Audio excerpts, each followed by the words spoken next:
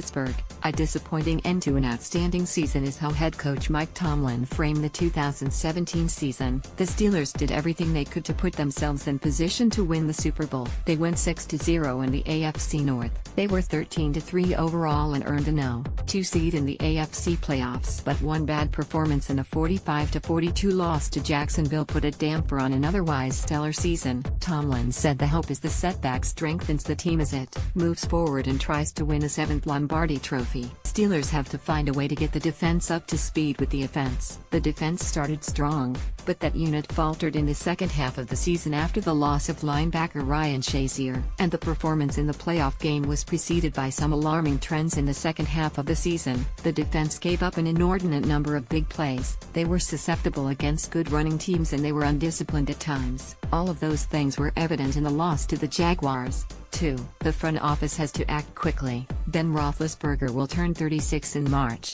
and even though he said he wants to play at least 3 more years, there is no telling how much longer he will be among the game's elite quarterbacks. The same goes for All-Pro receiver Antonio Brown, who will enter his 9th NFL season in 2018. The window is beginning to close for this group to win another championship. What went right? The Steelers found ways to win. Early in the season the defense was great while the offense struggled to find a rhythm. In the second half of the season, the offense carried the load as the defense struggled with injuries. Through a myriad of distractions, the coaches and players won 13 games, tied for the most of any team in the league. Went wrong. The defense failed the Steelers in the end, surrendering 45 points to a Jaguars team that had trouble scoring throughout the season. The Steelers have to find a way to get their younger players up to speed. With the veterans, as many of them made big mistakes in the playoff loss, with the offense likely returning intact, or close to intact, the Steelers must address their defensive needs and get that unit on par with the offense. Most disappointing player,